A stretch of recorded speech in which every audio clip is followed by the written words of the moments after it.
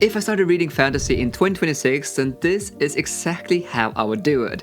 Now, I have read more than 300 sci-fi and fantasy books over the past 6 years, and I read a lot of amazing books and a lot of bad books. And if you are looking to get into fantasy next year, then I'm literally in this video going to provide you a month-by-month guide on how you can read the best fantasy books out there that are great for beginners and also get exposure to a wide range of fantasy, because fantasy is so wide. No, not everything is Lord of the Rings or Game of Thrones. We have so many different types of fantasies, and I want to help you to get exposed to as many different fantasy books that are also still absolutely amazing. So you can see here, this is the first page of the guide, and there's basically 3 different levels to this guide. If you go on hardcore mode and you follow my guide step by step, then in next year you will be reading 48 fantasy books.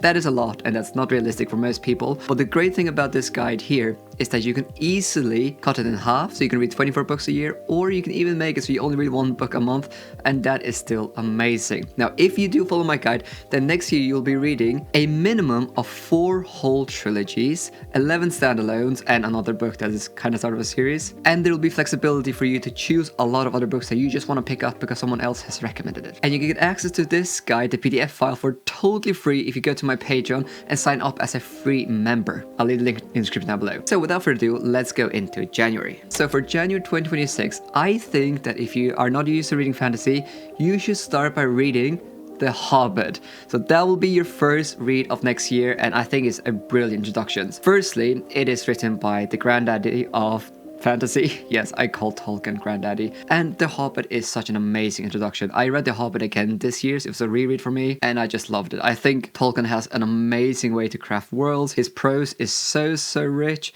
and it's just a great time. Now, probably a lot of you have already read The Hobbit, which is fine, but if you haven't, then I think that this is like the perfect entry point to fantasy. Now, as you can see on the guide, we have a standalone. So every single month, you're gonna have 1 standalone recommendation from me, and here's a standalone that is like classic epic fantasy. And then for every month, I'm going to be recommending a trilogy. And to kick off the January month, I think you should start reading The Final Empire by Brandon Sanderson. So we kind of have 2 different beasts here already in January. We have Tolkien, who basically created the genre of epic fantasy, and then we have Brandon Sanderson, who is one of the most influential modern fantasy writers. The Mistborn trilogy is a trilogy that made me fall in love with fantasy, and it was my first introduction to what is called hard magic system. If you're not used to reading fantasy, then this will probably be totally new for you, but in Middle-earth, we have soft magic systems where magic is basically unexplained. We know Gandalf has powers, but we don't really know exactly how it works. But in Mistborn, there's a lot of details of exactly how the magic system works, and it creates some amazing scenarios, and it's just so well done. I love the Mistborn trilogy, and this is a trilogy that almost everyone suggests to pick up if you want to get into fantasy. So I think you'll have an amazing month here, but there's still 2 more books to go. So the beauty of this guide here is that I still want to give you some flexibility to pick up books that you want to read because someone else has recommended it, or because you've gone into a bookstore and something looks exciting. Because if you just follow my step-by-step guide every single way of this journey, it will get boring. And that's why at the bottom of this guide, I have 2 books where you can just choose your own adventure, and it's totally up for you. Now, on this guide, I will usually write some other recommendations. So for example, on Choose Your Adventure number 1, I said that if you love The Hobbit, you can definitely go and pick up the Lord of the Rings trilogy. That could be a good suggestion. And then also below that I wrote, if you loved Mistborn, then you could pick up Elantris or Warbreaker by Brandon Sanderson. But those 2 reads are books that you can choose what you want to read. Well, that is January. Let's go to February. So for February, I want to expose you to a bit of like mystery literary fiction. So for the standalone read here, we have one of the greatest standalones I've ever read, and it's really short, Piranesi by Susanna Clarke. Now, this is a very different type of fantasy than Mistborn and The Hobbit, because it's basically set in a big ancient labyrinth where a man is there and he doesn't really know why he's there, and there's lots of statues, and it's just super, super strange. And it's more written in a literary kind of way, so similar to English literature kind of works, but it is still fantasy, and it is absolutely beautiful, absolutely haunting, and Susanna Clarke is just amazing when it comes to her writing style. Another thing I'll just mention here is that even though this guide is totally free, if you do click on the cover of the book, so let me just go to January, and you click on it, then there is an Amazon link that will take you to a place where you can buy the book, and I do get a commission if you do that, otherwise it's totally free. But yeah, after you read Piranesi and hope you loved it as much as I did, you will go and continue the Mistborn trilogy with The Well of Ascension, a great, great follow-up from the Final Empire. Now, the second book is much more focused on the politics of the world, but I still loved it. And as always, your third and fourth read is up to you to choose. You can do whatever you want, but I just suggested here that if you love Piranesi, you can check out Susanna Clarke's other major work, Jonathan Strange and Miss Norrell. And again, if you love Mistborn, there are other Cosmere novels out there like Warbreaker and Elantris. Okay, I need to talk to you about this product. Now, I'll be honest, I was a bit skeptical when I first heard about this. I mean, I had never seen anything like this quite before, and the idea of an eye massager just sounded a bit futuristic. But after actually trying it, I was really surprised because this is so relaxing. So the Bob and Brad Eye Oasis 3 eye massagers basically uses gentle air compression and soothing heat around your eyes, and honestly, it's actually the heat for me that really provides next level comfort and takes it to a whole new level for how relaxing this is to actually have on. And lately, I've been using this product in a way that works perfectly for me. Now, I usually get so easily distracted when I'm reading, and I really struggle to switch off my mind, and I'll just suddenly find myself scrolling on my phone. But now I will often put these on my eyes, just shut my eyes and connect it to my phone via Bluetooth, and then I'll listen to an audiobook. It basically forces me to stop looking at my screen and just be still for a while, but I'm still getting through books while I'm doing it. It's also great that it folds up like this, it has a really long battery life, and even comes with a cooling gel mask if you want to reduce puffiness or eye strain. So yeah, I actually went from being a bit skeptical to being kinda obsessed. So if you're like me and you love reading and you often experience eye strain, then this might be the perfect Christmas gift for yourself or a loved one. Now, I'll leave a link in the description down below where you can pick up this product. Thank you so much to Bob and Brad for sponsoring this video. Alright, March. Now we are going to explore cozy fantasy. Going to give you a new flavor of what fantasy can bring, because up until now, you have read a lot of epic stuff. So the standalone I would recommend you picking up in March is Legends and Latte by Travels Baldry, which has almost become like the image of what cozy fantasy is. Now, traditionally, epic fantasy has been high stakes, huge stakes, the world is ending, but Legends and Latte is totally different.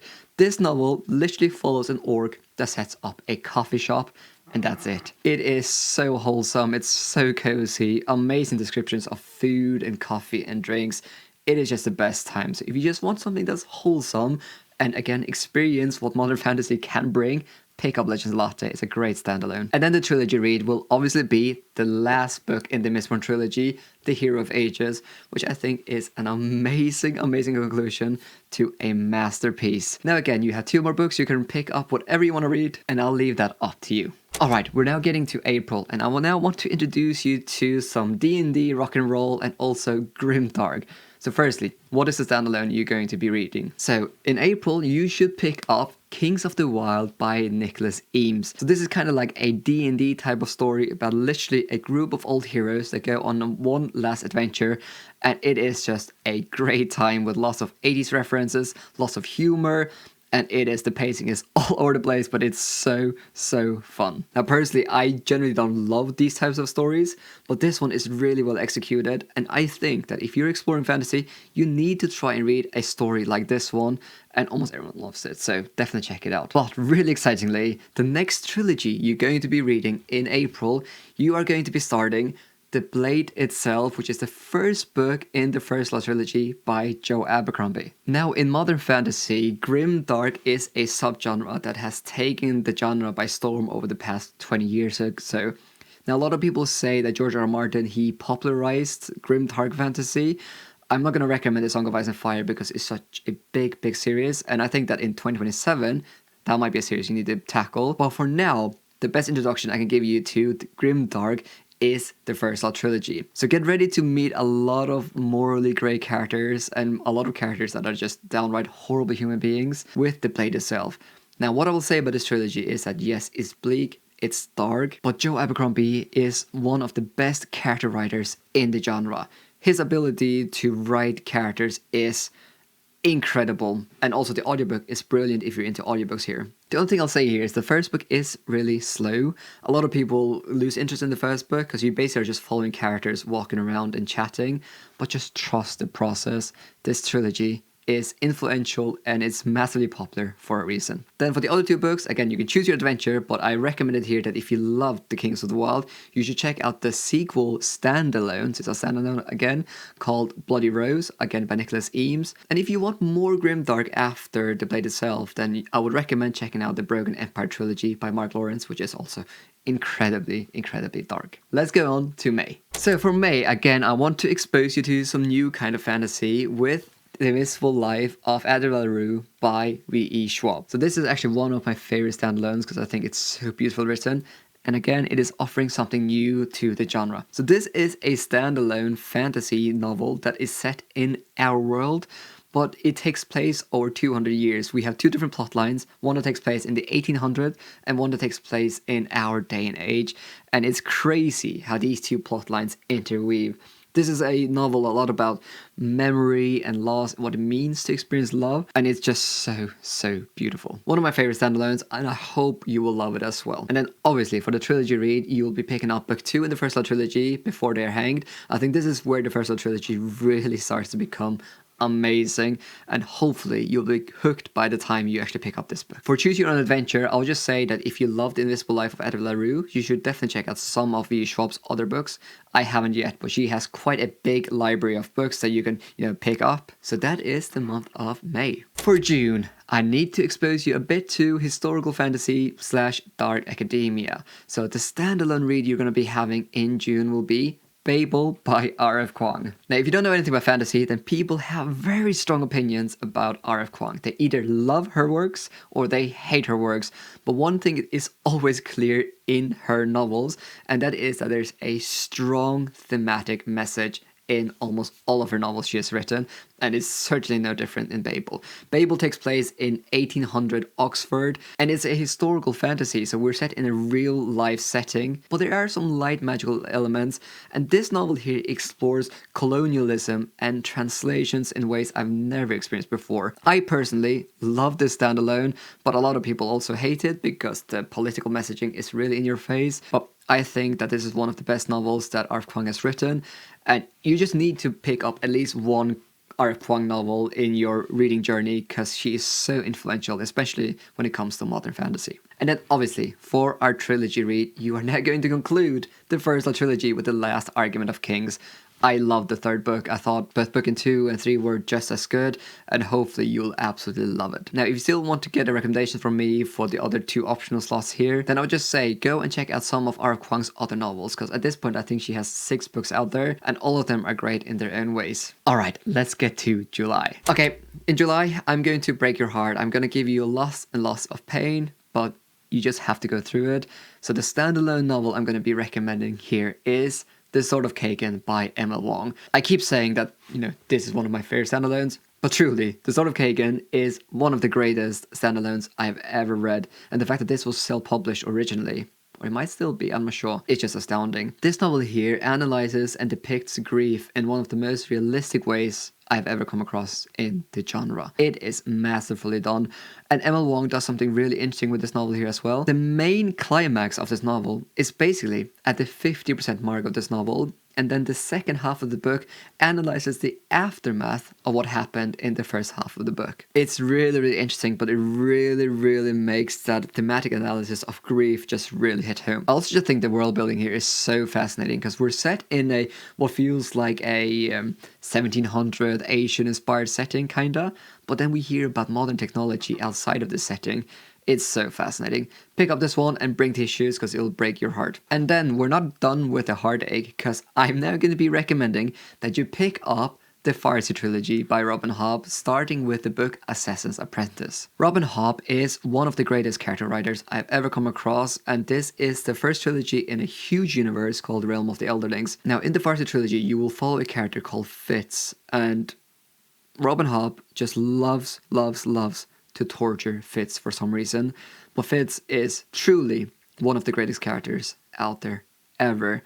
Robin Hobb's books are slow burn though, so I'm just warning you, it's not like Kings of the Wyld where action happens all the time. Robin Hobb likes to take her time, but it just means that emotional punch just hits so much harder when it actually hits. And it also just allows Robin Hobb to really flesh out the characters. I think the Farsi trilogy is one of the greatest trilogies of all time, and I hope you will love it as much as I do. Now again, pick up some books that you want to read, but if you want some more recommendations, if you love Sword of the Kaigen, then I would recommend checking out Blood or Bright Haven by M.L. Wong, which is her second book, also standalone. And if you love the Farsi trilogy, then check out Memories of Iron Thorn, which I think there's definitely some overlap there in writing style and also character development. In August, I now want to expose you to political fantasy. So the standalone read I'm going to be recommending here is The Councillor by E.J. Beaton. I think this is one of the most underrated novels I have ever read. It is amazing if you love novels that are really focused on like scheming and the politics and backstabbing, and you just want to get lost in the dialogue between the characters. Because albeit there are some action scenes in this novel, the real excitement and tension is just when people are sitting around a table and are discussing the fate of the kingdom.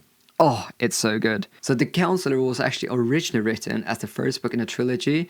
Unfortunately, the publisher decided not to publish book 2. I don't know what happened there. But the good news is, this book is very much both written and can be read as a standalone.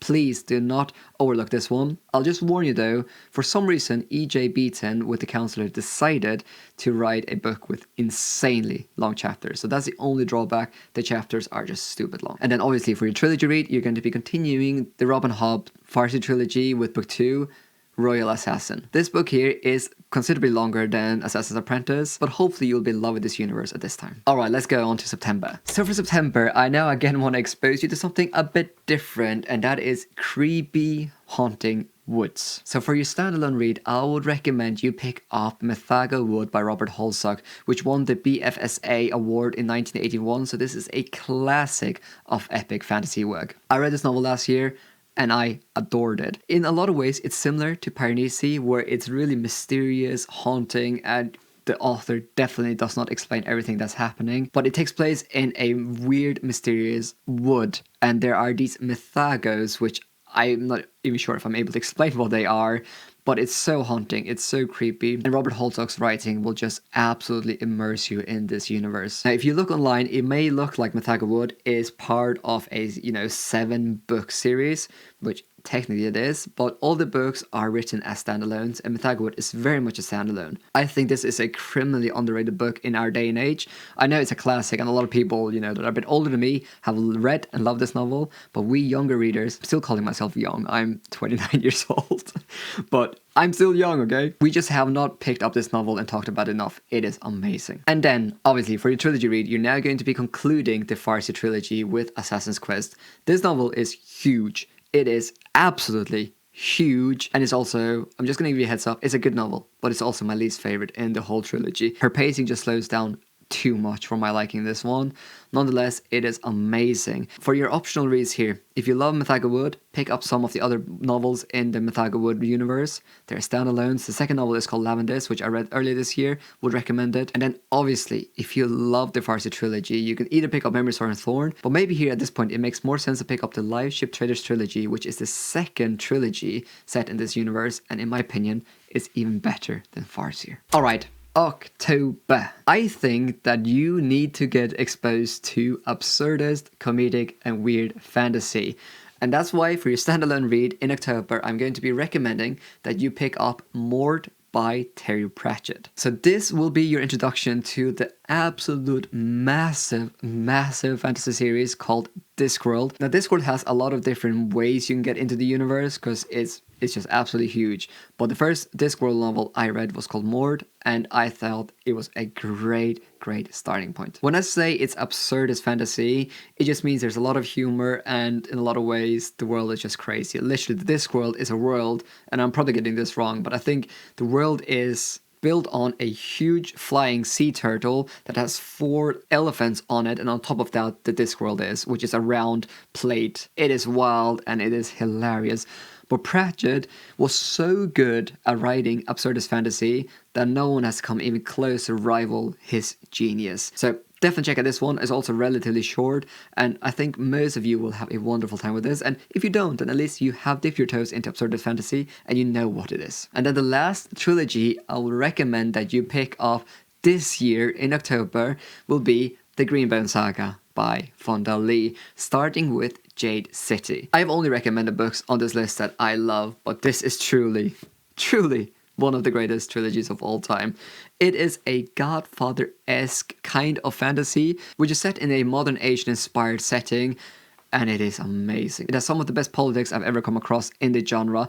It has some of the best characters, and every single book just gets better and better.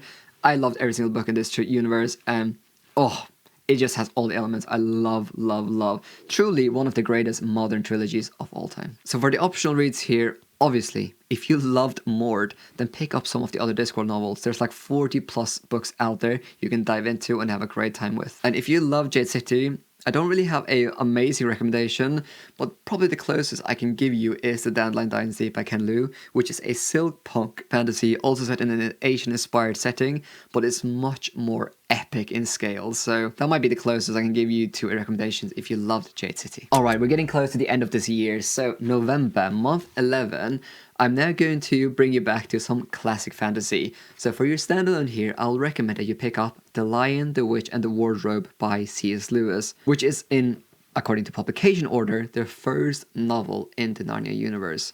Now chronologically, I think it's the third novel, but it's the first novel that was published, and it's a classic. It's a really short, middle grade fantasy, so at this stage, you'll probably feel like this is really young, but I think it's worth picking up. For one reason, Narnia was hugely influential, and then secondly, I think it's overall a really good story. This also falls into what's called Christian fantasy, since there's a lot of allegory, so also if you're into that, then that's another reason to pick up Narnia. But yeah, it's a classic for a reason. I would definitely recommend giving it a read. For your trilogy read, you're always going to be continuing the Greenbone Saga with Jade War. This novel is amazing again. It's better than Jade City, even though I gave all of them 5 stars. I hope you'll enjoy it. And then obviously for your optional reads, if you love The Lion, the Witch and the Wardrobe, then check out some of the other Narnia novels. There's 7 books in total, and you can read them either in publication order or you can read them in chronological order. I'm sure online you'll see exactly the different ways you can read this series. And December, we're getting to the end of the year, and you have been exposed to so many different types of fantasies. Believe me, you're only scratching the surface. There's so much stuff out there. But now I want to introduce you to some truly modern fantasy, and I'm going to be introducing you to LitRPG. So for your standalone read, I'm actually not recommending a standalone here. I'm recommending a novel called Dungeon Crawler Carl by Matt Dinneman, which at the moment is the first book in a 7-book series, and I think book 8 is coming out next year, so in 2026. But I just feel like you need to be exposed to what's truly getting all the hype at the moment within my niche, LitRPG. What is LitRPG? It's literature that has game playing mechanics. So literally characters level up, they increase stamina, energy, agility. It is wild. But Dungeon Crawler Carl is a fun time. There's so much humor, the pacing is crazy, and it's not often that I say listen to the audiobook over the physical book, but here I would make a strong case for it. The audiobook has a lot of like game mechanic voices in it. It is so well done. So well done. So I would recommend pick up the audiobook. If you love it, then obviously for your optional reads at the end of the year, you can continue this universe because there's, as I said, 7 or 8 books out there already. And then the last read I'm obviously going to be recommending is Jade Legacy by Fonda Lee. In my opinion, one of the greatest conclusions to a trilogy ever. The ambition is off the scale when it comes to this one, because Fonda Lee takes the last novel and spans the plot over a decade. So you really get to see the conflict, everything that you've been seeing unfolding in book 1 and 2, the impact of that over a long period of time. And It is masterful. It is amazing. And I hope you love it as much as I, because in my opinion, this is a 6 out of 5 star read. So that is your introduction to reading fantasy in 2026. As I said, if you go to my Patreon and sign up as a free member, you don't have to pay anything. You can get access to this PDF. And I would love to hear from you if you think some other books should have been on this list instead. I intentionally stayed away from huge epic series like Wheel of Time, Malison, and stuff like that, because I just want you to be introduced to a wide range in 2026. And after you've done this guide here, you are now ready to tackle the Wheel of Time, A Song of Ice and Fire, the Stormwall Archive, and all those huge epic series that are out there.